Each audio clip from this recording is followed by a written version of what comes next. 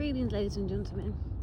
I know you can't see me, however, I would rather you kind of hear me. So I'm taking a walk. It's a beautiful day here. Before I dive into my topic, let me introduce myself. My name is Monique. Some of you know me as Mo the Author. Well, today I want to talk to you about trespassing. I saw a sign today that says no trespassing. Trespassers will be prosecuted. So my question to you today is, how many people are you allowing to trespass in your life?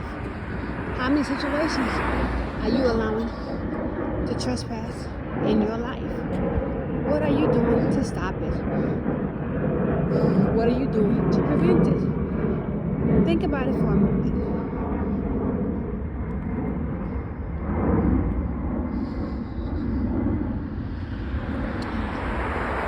Take a look at my view and enjoy the walk with me too.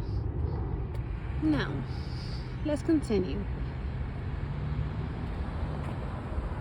Trespassing, as we know, is illegal. Right? Right. But what are we doing? What are we saying to allow this to occur? How many people have we given access to our lives because we wanted them to be a part of it? Because we wanted to feel needed and wanted? Or just appreciated, even valued?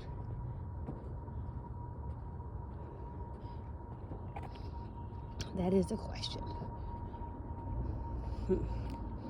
I'll tell you a little bit about me. I've allowed people in my life for a variety of reasons. Some good, some bad. But what I did not do was stop them from hurting me or me hurting them. You see, people only do what you allow them to. Be it disrespect you, which is a common thing, or disregard you, cheat on you, abuse you, mentally, emotionally, physically, even sexually. Now, some things aren't always allowed, but the things that are within our control, and we allow it to happen, we can't blame the other person. Right? So, let me shift my camera over because I don't want nobody complaining about me having a house being recorded or whatnot like that. So, nevertheless, ladies and gentlemen,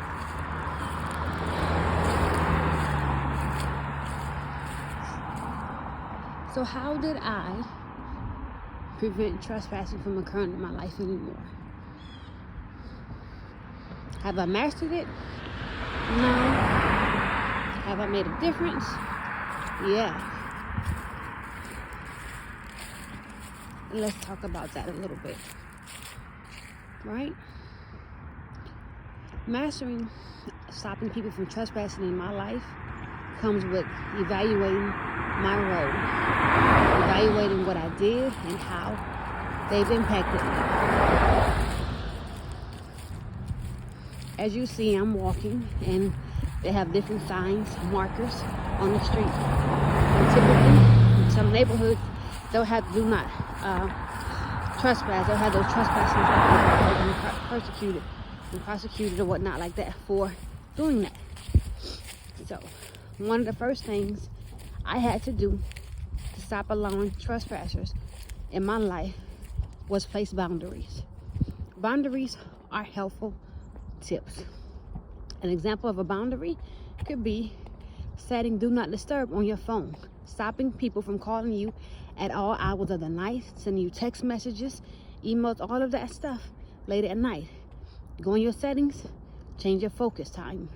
You can set it from 8 o'clock p.m. or 9 o'clock p.m.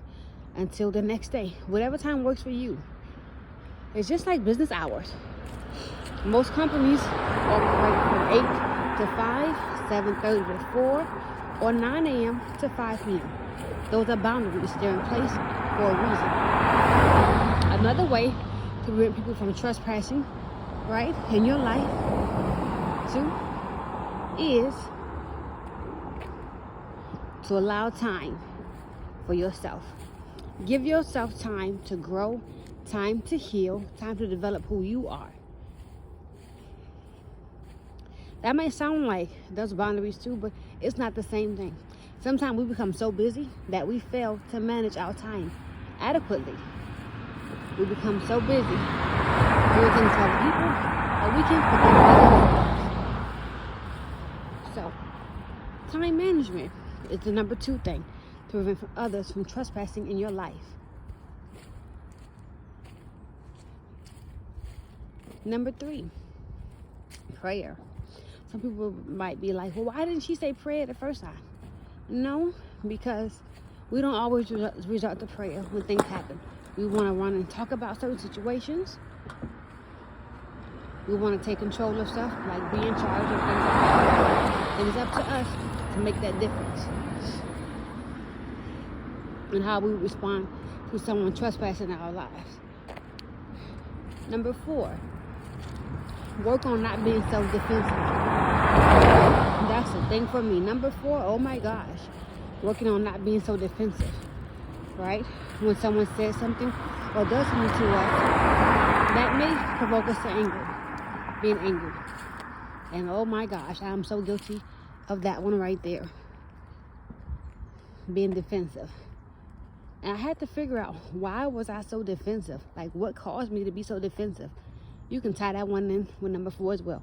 Figure out why you're so defensive about things. Number 5, sometimes we can be too guarded, right?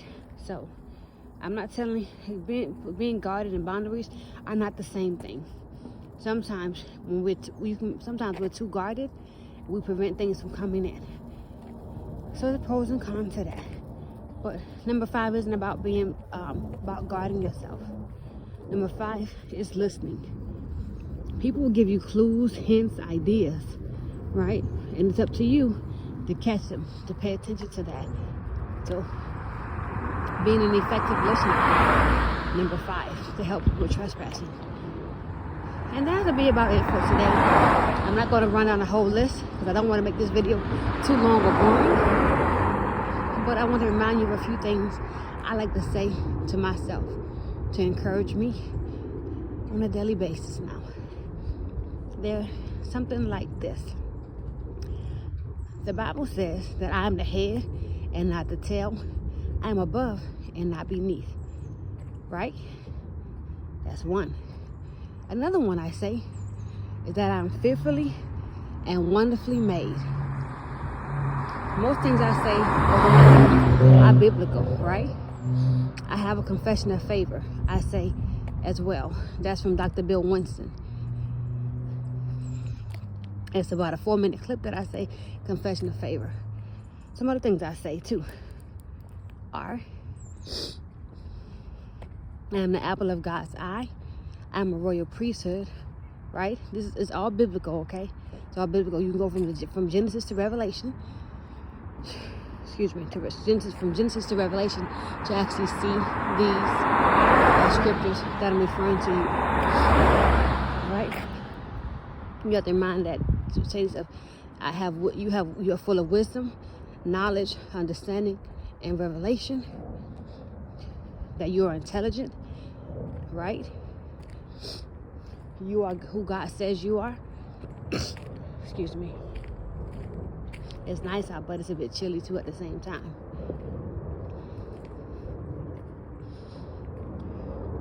Some people, I don't say my brothers and my sisters keeper, although I know that. That's not something I do say, right? And compliment yourself. You remind yourself that you're pretty, that you're beautiful, you're sexy, you're handsome. Whatever way you describe yourself, tell that. Tell yourself that. I do mirror exercises. This reminds me, I'm gonna veer off a little bit, but I saw a post today well-known fitness trainer, talked about her bout with anxiety, and she began to ask others who suffer with anxiety, like, what do they call? How do they deal with it? What are they coping methods? And for me, having been diagnosed with anxiety, depression, post-traumatic stress disorder, and a variety of other things, I tell you, finding a good coping method or trying to use certain things, it takes a while, because what works before won't work again. Excuse me. One thing I'll say that she did recommend, that she did say, was writing. She writes, she prays, she speaks life over herself. I think that last one there, speaking life over ourselves, nowadays it's a rarity. Rarely do we speak life over our situations. The Bible says death and life is in the power of the tongue. So I want to encourage whoever listens to this video, watches it, to speak life. Even when those people are trying to trespass you, and the Bible tells us to forgive those who trespass against us, to forgive them, but speak life even over your enemies, over your frenemies. Speak life. You can pray for God to do certain things to your enemy, but I just choose not to do that, me personally. I pray God to bless them, because I know in the end, God will vindicate me. And even for those I have done wrong to, I pray that God will forgive me. And I even have asked them to forgive me as well for my actions. Sometimes we do things and we don't know we did it. And sometimes we do things and we know we were wrong about it. I used to hate, at one point in life, I'm going to tell y'all, I would get upset for real about having to be the bigger person. Because I'm like, I'm tired of being the bigger person. It gets old. So it's not about being a bigger person, really. It's about doing what we know is right. The Bible tells us to treat others the way we want to be treated, and to love them, love our neighbors as ourselves. So your neighbor isn't just a person that lives next door to you.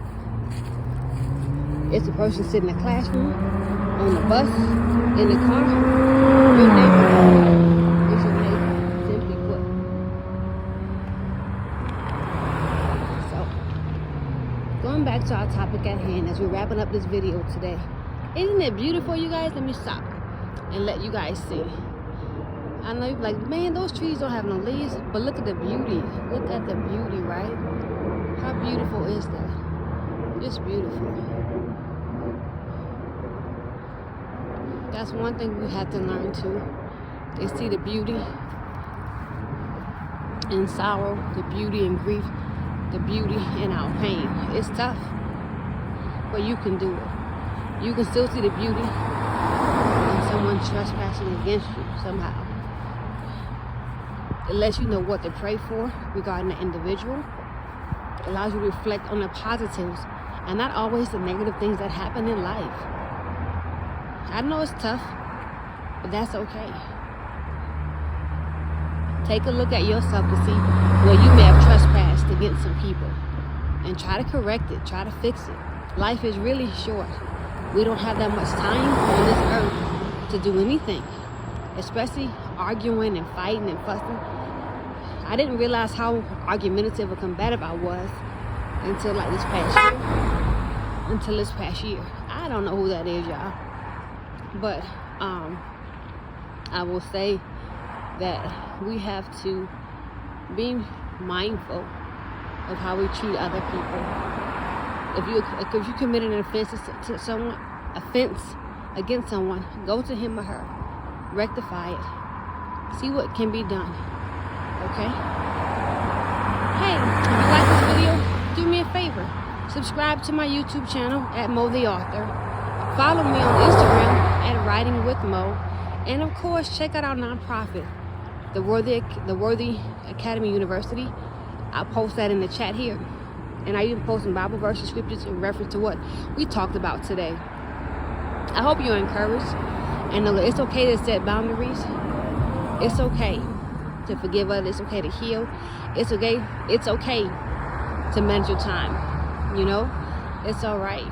My mom liked to say, dare to be different. And the other day my niece said, dare to be different. So I encourage you to dare to be different.